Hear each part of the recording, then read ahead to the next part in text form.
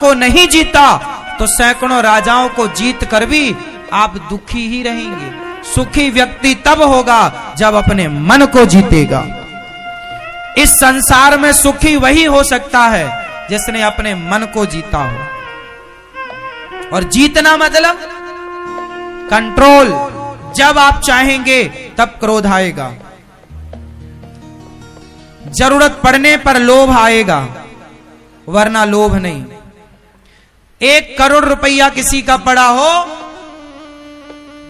मैं कभी उस पड़े हुए पैसे की ओर, पड़ा हुआ सोना हो, कुछ भी मैं कभी देखता नहीं। उठाने की तो छोड़ो, देखता भी नहीं। जो मेरी कमाई का है, मेहनत का है, वो 1 रुपए क्यों ना हो, वो मेरे लिए बड़ा है। पर व्यर्थ का करोड़ों पड़ा हो, मेरे लिए माटी है। लोभ हो, अपने पैसे का हो, अपने मेहनत के पैसे का लोभ हो, भाई ये मेरा है, मेरी मेहनत का है, ये मेरा है। लेकिन आपका पड़ा है 1 करोड़ रुपया, मुझे मतलब नहीं। लोभ होना चाहिए, अपने का लोभ रखो ना। कंट्रोल मन होगा, कंट्रोल में मन होगा तो ये स्थितियां उत्पन्न होंगी। मन कंट्रोल केवल अपने पति और अपनी पत्नी को देखकर ही मन में काम का संचार हो। किसी और स्त्री को, हमारे गुरुजी एक दिन बता रहे थे कि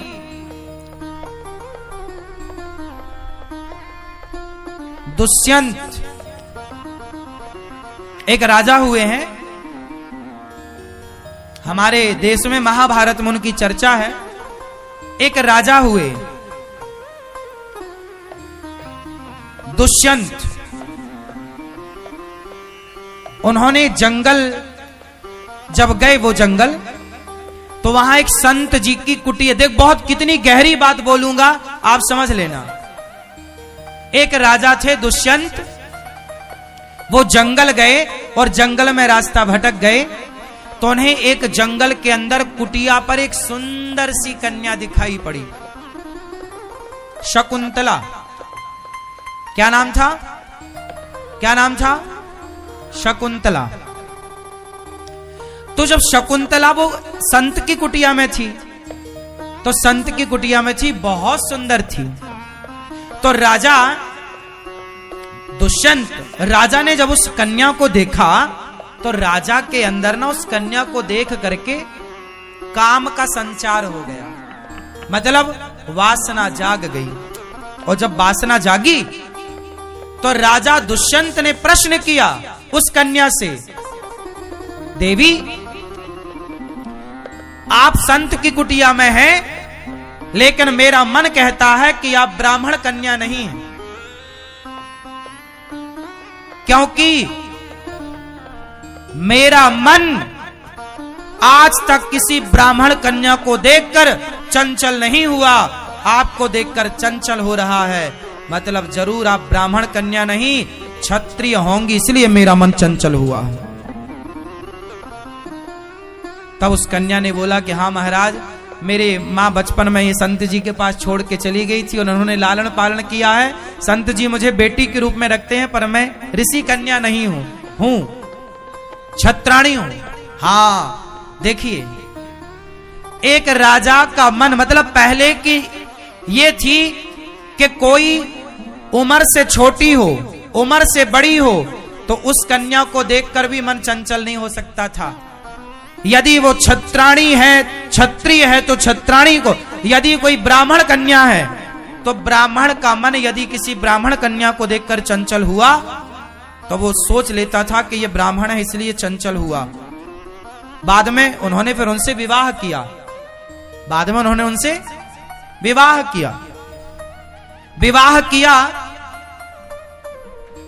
ये नहीं कि मन चंचल कर रहा है तो जबरदस्ती पकड़ के और उसका दुराचार करें उसके साथ, ना। धर्म, पहले विवाह। क्या तुम तैयार हो मेरे से विवाह कर? हाँ, आप राजा हैं, मैं आपके साथ विवाह करने को तैयार हूं। फिर उन्हीं का पुत्र हुआ भरत। कहानी लंबी है, कभी सुनाएंगे आपको, कि बाद में फिर ये अपनी इस पत्नी को भूल गए थे। एक अंगूठी दी थी कि तुम आना कभी, तो हमारे जब ये अंगूठी दिखाओगी तो वो हम पहचानेंगे। तो इनकी अंगूठी खो गई, पहचाना नहीं। बाद में फिर वो अंगूठी मिली और फिर दोनों ने एक दूसरे को स्वीकार किया। मैं आपको केवल इतनी सूक्ष्म बात बताने जा रहा हूं कि मन को जो साध लेता है, वो साधा हुआ मन ना किसी को भी देखकर चंचल नहीं होता। इसलिए आज 99.99 लोग ऐसे हैं जो अपने मन से कभी बात करते ही नहीं है, जो कभी अपने मन को सही गाइड करते ही नहीं है, जो कभी अपने मन को सही दिशा देते ही नहीं है, जो कभी अपने मन को समझाते ही नहीं है, जो कभी अपने मन को डांटते ही नहीं। तुलसीदास जी डांट रहे हैं, रे मन तू सत्संग कर, छोड़ जगत की रीत, अंत समय पछताएगा जब आयु जाएगी बीत। आप लोगों ने गलतियां ये की कि कभी अपने मन से बात नहीं की, कभी अपने आप से बात नहीं की। मन को कंट्रोल कैसे करेंगे आप? कोई काम किया उसके लिए? भाई घर बनवाओगे ना तो पैसा जोड़ना पड़ेगा, रोटी बनाओगे ना तो आटा किसी के घर में आटा गूथा जा रहा है, समझ लो रोटी बनने की तैयारी है। सब्जी काटी जा रही है, मतलब भोजन बनने की तैयारी है। हाँ, अब आप ये बताओ कि आपने मन को कंट्रोल करने की कौन कौन सी तैयारियां करी हैं? बताओ जरा अपनी तैयारी, क्या क्या आपने अपना वर्क किया है मन को बस में करने का? क्या क्या काम किया, कहां से स्टार्ट किया, अभी तक कितना काम हो चुका, हिसाब दो। कुछ नहीं हुआ। जैसा 10 साल पहले मन भटक रहा था, ऐसे 10 साल बाद भटक रहा है। जैसे 2015 में भटक रहा था, ऐसे 2025 में 24 में भटक रहा है। ऐसे ही 2030 में भटकता रहेगा। ऐसे ही भटकता भटकता फिर मर जाएगा। आप मर जाओगे। लो, सारी जिंदगी तुम्हारा मन भटकता ही रहा। तुम जवानी से बुढ़ापा, आज मरने की स्थिति में बहुत लोग हैं और फिर भी तुम्हारा मन चंचल। तो मेरा सवाल यह है, कितनी सारी उम्र पाकर आप लोगों ने कितना मन को संभाला? क्या काम किया आप लोगों ने? केवल बच्चे पैदा करने में लगे रहे तो बच्चे तो तुमसे ज्यादा सुअर भी पैदा कर लेते हैं। धन ही जोड़ने में लगे रहे तो धन तो वैश्या तुमसे ज्यादा जोड़ लेती है।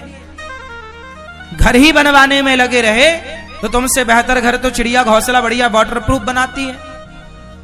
भाई तुमने इतने समय तक किया क्या? आज तुम्हारी उम्र 80 साल को होने को आई, 70 साल होने को आई, 60 साल होने को आई। बताओ तुमने मन पर कितना वर्क किया, काम किया, कितना साधा अपने मन को? केवल खाया, सोया और बच्चे पैदा किए। खाना, सोना, बच्चे, और समय मिला तो प्रपंच, उसका ऐसा, उसका ऐसा, इसका वैसा। ये समय आपका गुजर रहा है। मेरी मां, हम जो बातें कह रहे हैं वो आपके समझ से भी परे हैं। शायद आप में से कोई समझा हो। मन को साधने के लिए आपको समय निकालना पड़ेगा। अपने मन से आपको बात करनी पड़ेगी। अपने मन को आपको समझाना पड़ेगा। जैसे किसी को शुगर की बीमारी है तो उसे समझाना पड़ता है ना कि अब शक्कर नहीं खाना, अब चाय नहीं पीना, अब रबड़ी नहीं खाना, खाओगे तो शुगर बढ़ जाएगी, मर सकते हैं। समझाता है ना वो। अब नहीं करना, मीठे से दोस्ती, क्यों जी? समझाएगा मन को तो बचेगा, वरना मर जाएगा। ऐसा ही है। एक जगह आपने मन को समझाया, अभी बहुत सारा मन को समझाना बाकी है। तो आज से कितने लोग अपने मन से बात करेंगे? क्या बात करोगे? क्या बात करोगे आप बैठे बैठे? हाँ? मन को कैसे भगवान में लगाया जाए? चलो रीढ़ की हड्डी सीधी करो, पालथी मार के मस्त बैठो। आज तुम्हारे मन से कुछ काम करा ही लेते हैं। चलो देखो मन से किस तरह काम कराना है और किस तरह मन को लगाना पड़ता है। जो आप लोग चिल्लाते हैं ना, महाराज जी हमारा मन नहीं लगता, मन नहीं लगता तो 2 थप्पड़ मारो मन को। तुम्हारा ही तो मन है, दो अपने गाल में मारो, काहे नहीं लगता, क्यों नहीं लगता? ये तुम्हारी कमी है। मीराबाई तो नहीं बोलती थी कि मेरा मन नहीं लग रहा है, लग रहा, लगता है। कैसे लगेगा? थोड़ा आप लोग अपने घर में बैठा करो और प्रभु का ध्यान किया। ध्यान बहुत जरूरी है। मन को बस में करने का एकमात्र उपाय है सत्संग। कथाएं सुनो और ध्यान करो। कथाओं में ही हम ध्यान करना सिखाएंगे, इसलिए कथाएं सुना करो। रोज साधना चैनल पर 3 बजे से 6 बजे तक कथा सुना करो। चलो आंखें बंद करो। सभी लोग अपनी आंखें बंद करेंगे और एक छोटा सा ध्यान करेंगे भगवान का। जैसा मैं कहूंगा मन को, अब पूरा काम मन से करना है। आप जहां हो आप तो वहीं रहना। अब मन से चलते हैं। मैया तुम्हारे गटा बंद नहीं हो रहे हैं, थोड़ा बंद कर लो मेरी मां, आंखें बंद करो। और अब मन से पूरा काम करना है। सभी लोग ऐसी कल्पना करो, ऐसा इमेजिन करो, ऐसा भाव बनाओ कि हम गिरिराज जी की परिक्रमा लगा रहे। चलो सब लोग चलो गिरिराज जी, मन से। शरीर तो जहां है वहीं रहेगा, मन से काम कराना है। चलो सब लोग गिरिराज, ऐसा भाव बनाओ सब लोग कि हम गिरिराज जी की परिक्रमा लगा रहे हैं।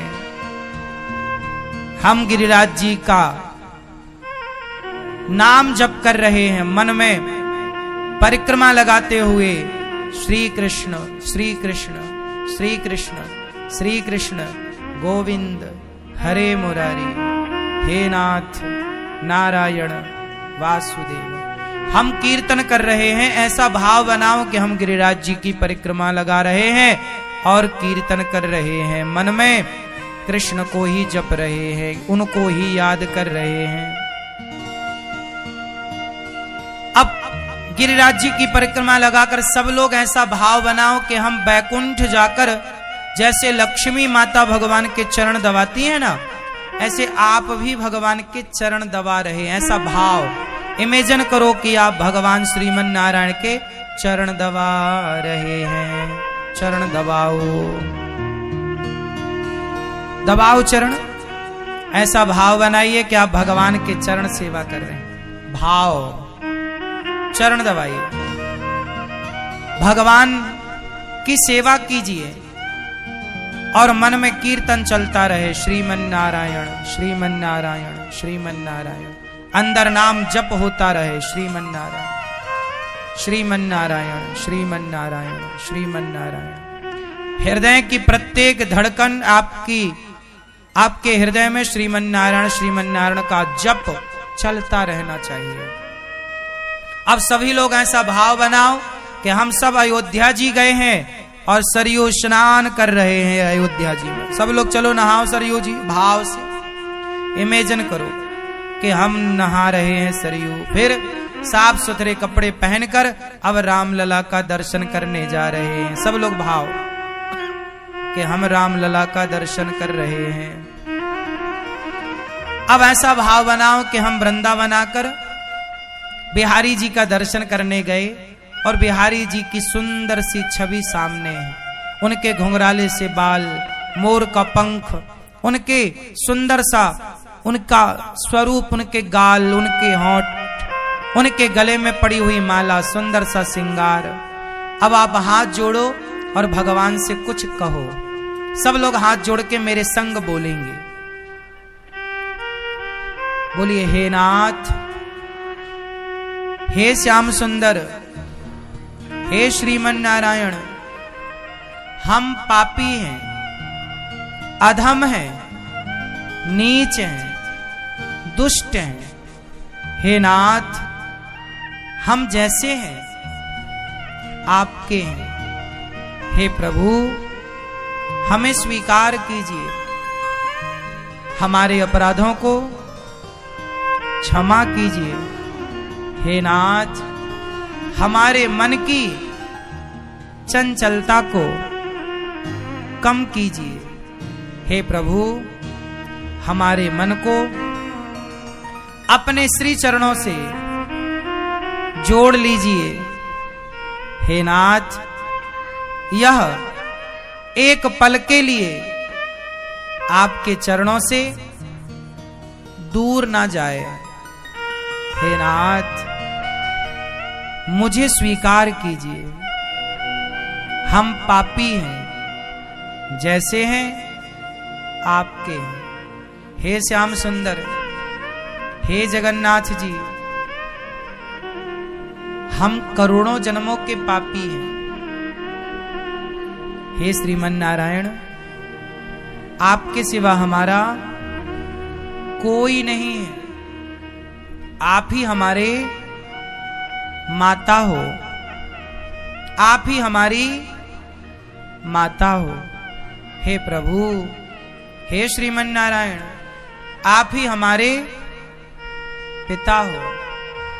हे प्रभु, मुझ दासी को, मुझ दास को, मुझ पापात्मा को स्वीकार कीजिए।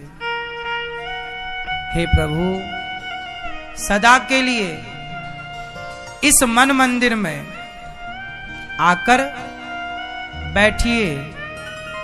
हे प्रभु, मेरे इस हृदय से कभी निकलकर ना जाने का वादा करो। हे प्रभु, सदा मन मंदिर में ही रहो। हे नाथ, मैं आपको कभी भूलूं नहीं। हे प्रभु, हम अपने आप को आपके श्री चरणों में समर्पित करते हैं। हे श्रीमन नारायण, ये जो परिवार है, व्यापार है, सब आपका है। हे नाथ, ये सब मेरा है। इस अभिमान से मुझे बचाइए। सदा मेरे अंदर यही भाव हो कि ये सब कुछ आपका है। हे नाथ, हम अपने आप को आपके श्री चरणों में समर्पित करते हैं। हमें स्वीकार कीजिए। श्रीमन नारायण चरणौ शरणम प्रपद्ये श्रीमते नारायणाय नमः।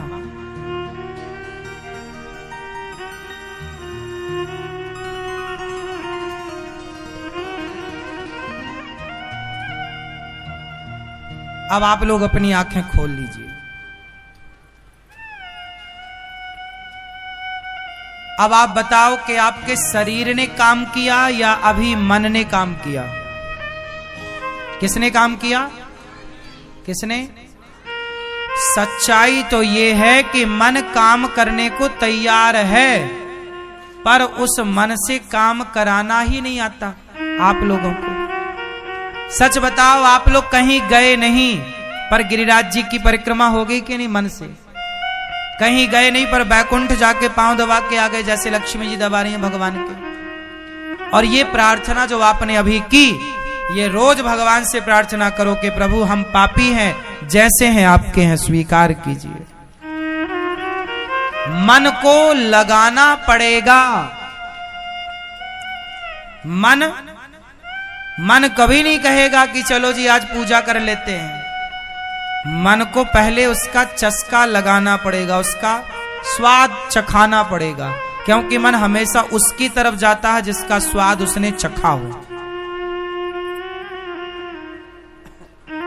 जिसका स्वाद उसने चखा हो। जिस व्यक्ति ने कभी गुलाब जामुन खाया ही नहीं, रसगुल्ला खाया ही नहीं, और जब खाया ही नहीं, उसके बारे में सुना ही नहीं, उसको देखा ही नहीं, तो क्या कभी उसका मन गुलाब जामुन की ओर जाएगा? या तो खाया हो तो मन जाएगा कि यार वो खाया था फिर से लाओ, या तो उसको देखा हो या तो उसके बारे में सुना हो। यदि सुना नहीं, देखा नहीं और खाया नहीं, तो फिर उसके लिए मन कभी उसे चंचल परेशान। तो जिसको आप देखते हैं, जिसके बारे में आप सुनते हैं, जिसका स्वाद आप लेते हैं, मन उसकी ओर बार बार जाता है। इसलिए कहता हूं, आंखों से भगवान के दर्शन का स्वाद लोगे तो मन बार बार दर्शन की ओर जाएगा। कानों से कथाएं सुनोगे तो मन बार बार कथाओं में जाएगा। और चखने में केवल भगवान का प्रसाद चखोगे तो बार बार मन प्रसाद में जाएगा। और यदि तुमने चरस अफीम का स्वाद ले लिया तो फिर मन बार बार चरस अफीम की ओर। शराब का स्वाद ले लिया तो बार बार। और सुनो, किसी को पराई औरत का एक बार स्वाद लग गया तो वो आदमी लाख समझाए उसे फिर कोई, क्योंकि बातें स्वाद की हैं। जिसमें काम ही नारी पियारी जिमी, लोभ ही के प्रिय दाम, तिमि रघुनाथ निरंतर प्रिय लाग्यो मोहि राम। जिसे भगवान के दर्शन में स्वाद एक बार आ गया, फिर लाख उसे कोई चाहे तो नहीं, वो तो भगवान में ही जाएगा, बार बार उसका चित्त भगवान। क्योंकि है ये सब सिद्धांत ऐसे ही है ना, मैं सिद्धांत की बात कर रहा हूं, समझ में आई।